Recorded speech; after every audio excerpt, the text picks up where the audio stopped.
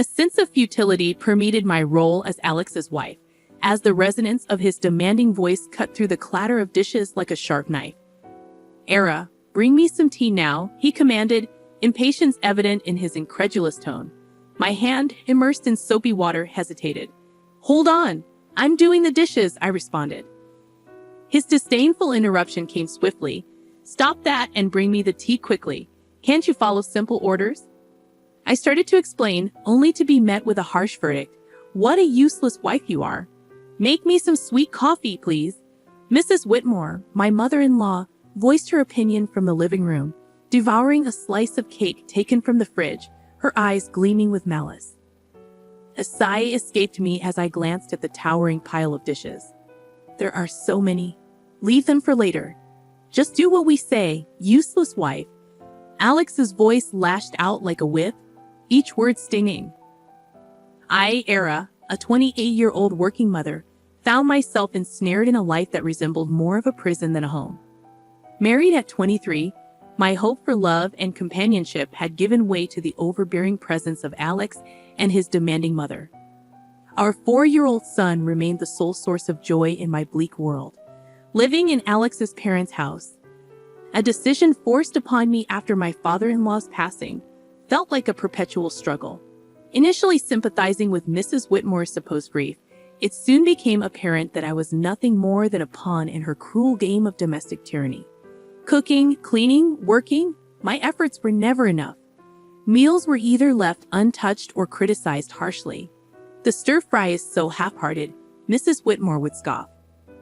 "I'm busy and can only make simple things," I'd respond, attempting to keep my voice steady. "That's why I hate backtalk from a daughter-in-law," she'd snap.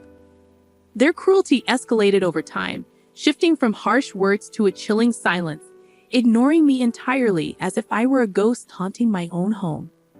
5 suffocating years passed, and as Alex and I turned 35 and 33 respectively, the oppressive atmosphere remained unchanged.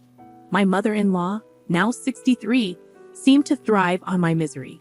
One evening, as I trudged home from work, a heavy realization settled over me. My existence seemed pointless in their eyes, a shadow unseen and unheard. The only voice that acknowledged me was that of my son, and the thought of losing even that small recognition became unbearable as I returned home. I initiated the cooking process immediately, attempting to push away the gloom that had settled in. I prepared mapo tofu, fried chicken, and a stir-fry with bell peppers and pork, hoping to infuse some semblance of normalcy into our dinner. "Bring me the mayo," Alex abruptly commanded, breaking his long silence. "Sure, here you are," I replied, handing him the mayonnaise.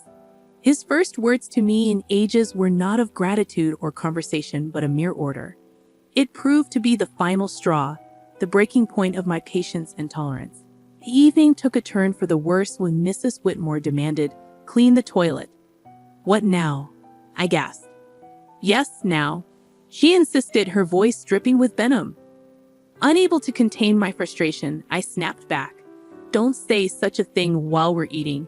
It's nasty, just like your heart," she hissed. Our argument escalated quickly, with Alex interjecting, demanding I apologize to his mother. However, I refused, standing my ground for the first time in years. The conflict reached its peak, and in that moment, a decision crystallized within me. I needed to escape this toxic environment, not just for my sake, but for my son's as well. Retreating to my room, my resolve hardened. I downloaded divorce papers, filled them out, and slammed them in front of Alex. His shock was palpable, but I felt nothing but a cold determination. "I'm filing these," I declared, my voice steady. Facing my husband's bewildered expression, I realized I had finally stepped out of the shadows. It was time to reclaim my life. The days following my declaration of divorce were a whirlwind of cold glares and biting remarks. However, amidst this storm, I found an unfamiliar sense of liberation. One evening, as I served dinner, Mrs. Whitmore looked at the meal with disdain. "You call this food? Even a child cooks better," she remarked. Biting my tongue, I focused on my son's smiling face, and Alex chimed in sarcastically, "Oh, playing the perfect mother now, are we? What a joke." I sensed the anger simmering within me, yet I maintained my composure. I'm just trying to make a nice dinner for our son, I stated calmly. Mrs. Whitmore snorted dismissively, saying, "Don't act high and mighty. You're just a burden in this house." The tension at the table became palpable, with Alex's attempts to belittle me only intensifying. "So, Era, have you thought about how you'll survive after the divorce? You can barely keep a house, let alone your own life," Alex remarked. I looked him straight in the eye, asserting, "I have been supporting this family for years. I'm not worried about taking care of myself and our son." His smirk faded slightly, a flicker of unease crossing his face. Mrs. Whitmore quickly intervened, saying, "Don't be absurd. You need us more than we need you." The conversation turned to finances, a topic they usually avoided. "You do realize that without my salary, this household would crumble," I stated, more to myself than to them. Mrs. Whitmore scoffed, claiming, "We'll manage. We don't need your pity money." However, Alex's silence spoke volumes. He knew the truth. Without my income, they would be in dire straits. In the following days, their behavior became increasingly erratic. Mrs. Whitmore oscillated between trying to sweet-talk me into staying and hurling insults when I didn't comply. Alex, on the other hand, seemed lost, his arrogant facade crumbling as the reality of his financial dependence became undeniable. One afternoon, I overheard a conversation between them that chilled me to the bone. "She can't leave us like this," Alex hissed. "We need her money." Mrs. Whitmore's reply was cold and calculated. "Don't worry. I have a plan. We'll make her life so miserable she won't dare to leave." Hearing their true intentions laid bare was a revelation. They didn't care about me or our son. It was all about control and money. That night, as I lay in bed, a plan began to form in my mind. If they wanted a battle, I would give them one, but it wouldn't be fought with words or petty arguments. I would get them where it hurt the most: their pride and their pockets. The next morning, I started putting my plan into action. I contacted a lawyer, a sharp and renowned woman. "I want a divorce, and I want to make sure they don't get a penny more than they deserve," I told her. She nodded, her eyes glinting with determination. "We'll make sure of that. You've been the sole breadwinner, right? We'll use that." As the days passed, my resolve only grew stronger. I embarked on the task of documenting everything: the insults, the financial manipulation, even the smallest grievances. It was time to turn the tables, time for them to face the consequences of their actions. As I built my case, a sense of empowerment filled me. For the first time in years, I felt like I was in control of my own destiny. The shadows of discontent were slowly lifting, and in their place, a new dawn was emerging. As the divorce proceedings began, the atmosphere in the house grew increasingly toxic. Yet with each passing day, my sense of fear diminished, replaced by a steely resolve. One evening, Mrs. Whitmore tried a different tactic. "Alara dear, why don't we forget all this nasty business?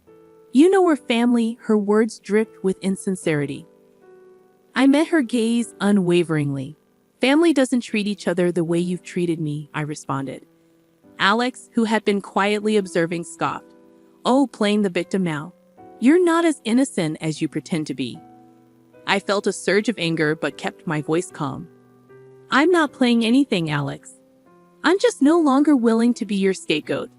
The conversation turned, as it often did, to finances. "You think you can just take our son and leave? How will you support him?" Alex challenged. I smiled, a small, confident curve of my lips. "I've been supporting this family for years. I think I can manage." Mrs. Whitmore's expression twisted into a sneer. "You're nothing without us. You'll come crawling back." Their words no longer held power over me. I knew my worth, and I knew the truth. The next day, I met with my lawyer again. She laid out the strategy clearly. "We'll expose their financial dependency on you. It will play a crucial role in the custody battle and the division of assets." I nodded, feeling a sense of vindication. The law was on my side, and I was ready to fight back. At home, the tension reached a boiling point. Mrs. Whitmore's attempts to undermine me became more desperate. "You think you're so smart," she spat one evening. But you're just a cold-hearted woman abandoning your family. I looked her straight in the eyes. No, I'm a woman who's finally standing up for herself. I'm done, I declared. Alex jumped in, his voice laced with venom. You'll regret this. You can't survive without me. However, his threats fell on deaf ears. I was done being intimidated. As the days went by, my preparations for the court battle intensified. I gathered financial statements, recorded their abusive remarks, and collected evidence of their negligence. One afternoon, as I was organizing my documents, my son came to me. Mom, are we going to be okay? His voice was small, uncertain. I pulled him into a hug, feeling a surge of protectiveness. Yes, sweetheart, we're going to be just fine. We're leaving this place, and we're going to start a new, happy life. Just you and me. His arms tightened around me, and in that moment, I knew I was making the right decision. I was fighting not just for myself, but for my son's future. The day of the court hearing loomed closer, and with it, a sense of impending freedom. I was ready to face Alex and Mrs. Whitmore, ready to end their reign of control and emotional abuse. I was determined to reclaim my life and give my son the peace and happiness he deserved. It was time for justice, and I was determined to see it served. The day of the court hearing arrived, a day I had been anticipating with a mix of dread and determination. As I sat across from Alex and Mrs. Whitmore in the courtroom, I felt a sense of surrealism. This was the moment where everything would change. The proceedings began with a cold formality. Alex's lawyer portrayed him as a devoted husband and father struggling under the weight of false accusations. Mrs. Whitmore played the part of the grieving mother-in-law wronged by an ungrateful daughter-in-law. However, their performance was transparent, their lies brittle. When my turn came, I spoke clearly, my voice steady. I have been the sole provider for this family for years. My husband's employment and his mother's manipulation have been constant sources of strain. Alex interjected, his voice laced with false hurt. Alara, how can you say these things? I've always supported you. I turned to him, my gaze unwavering. Support is more than just words, Alex. It's about actions, and your actions have shown nothing but selfishness and cruelty. The judge listened intently as I presented my evidence. Financial statements, recordings of their verbal abuse, and testimonies from neighbors who had witnessed their behavior. The truth was undeniable, and as the evidence mounted, Alex's facade began to crumble. Mrs. Whitmore's composure cracked, her mask of innocence slipping away. The courtroom was silent, the air thick with tension. Then came the revelation that sealed their fate. My lawyer presented photographs and documents proving Alex's infidelity and Mrs. Whitmore's illicit affair with a wealthy neighbor, Mr. Harwood. The courtroom erupted in murmurs as the images were displayed, showing them in compromising positions. Their deception was laid bare for all to see. Alex's face turned ashen, his eyes wide with shock. Mrs. Whitmore's expression twisted into one of fury, her hands trembling. You invaded our privacy. Mrs. Whitmore shrieked, her voice shrill. I looked at her, my voice calm but firm. No, I exposed the truth, a truth that you both have been hiding for too long. The judge called for order, but the damage was done. Their credibility was shattered, their lies exposed in the harsh light of the courtroom. As the hearing came to a close, the judge's verdict was clear. I was granted full custody of our son, and a fair division of assets was ordered.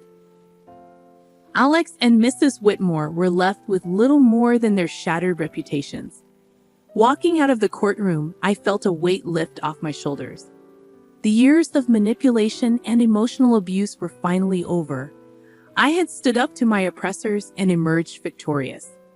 The sweetest moment came when my son ran into my arms outside the courthouse, his face bright with relief and happiness. We did it, Mom, he said, his voice filled with joy. Yes, we did, I replied, holding him close. We're free now. It's just the beginning for us. As we walked away hand in hand, I knew that this was not just a victory for me. It was a victory for every person who had ever been made to feel small, powerless, or unworthy. It was a victory for truth and justice, the start of a new chapter filled with hope and the promise of a brighter future. The aftermath of the court ruling was immediate and tumultuous. Word of Alex and Mrs. Whitmore's deceit spread like wildfire, tarnishing their reputations in our small community. They were no longer able to hide behind their facade of respectability. In the days following the verdict, societal judgment and consequences awaited them. I concentrated on rebuilding my life with my son, finding solace in the satisfaction that Alex and Mrs. Whitmore were facing the consequences of their actions. One evening, as I prepared dinner, I received an unexpected visitor, Mrs. Harwood, the wife of Mr. Harwood, with tearful eyes. "Alara, I heard about everything. I can't believe what Sylvia, Mrs. Whitmore, did." Her voice broke, and the pain etched on her face was evident. Inviting her in, I offered a cup of tea, and as we sat at the kitchen table, she poured out her heart. I trusted her as a neighbor, as a friend, and to think she was having an affair with my husband, she said. I listened, offering words of comfort. It was clear that Mrs. Whitmore's actions had caused more damage than she had ever anticipated. The next day, I encountered Alex in town. He was a mere shadow of the man he once was, his arrogance replaced by a look of defeat. "Alara, please, can we talk?" he asked, his voice barely above a whisper. I stopped, facing him. "What is there to talk about, Alex?" He fidgeted, unable to meet my eyes. "I am sorry for everything. I didn't realize how much I depended on you, on your strength." His apology, though late, was a testament to the shift in power. He had lost everything: his dignity, his home, his family. In that loss, he had finally recognized his own faults. However, it was Mrs. Whitmore who faced the harshest backlash. Her affair with Mr. Harwood had not only ruined her reputation, but had also led to legal troubles. Mrs. Harwood had filed for divorce and was pursuing a lawsuit against her for alienation of affection. I heard about Mrs. Whitmore's plight from neighbors, the whispers and rumors painting a picture of a woman undone by her actions. She had become an outcast, shunned by those she had once considered friends. One afternoon at the grocery store, our paths crossed, and for a moment, our eyes met. The look of resentment and defeat in her eyes was unmistakable. "You did this to me," she hissed under her breath as she passed by. I watched her go, feeling a mix of pity and vindication. "No, Sylvia, you did this to yourself," I whispered to myself. The tides of justice had turned, and the consequences of their actions were now inescapable. Alex and Mrs. Whitmore were living the life they had crafted through years of deceit and manipulation, and as I watched them struggle with the aftermath, I knew that the best revenge was living well, free from their toxic influence. Turning my focus back to my son and our new life, I realized that this was not just a story of revenge. It was a story of liberation. It was about breaking free from the chains of abuse and control. As I looked to the future, I knew that the best was yet to come.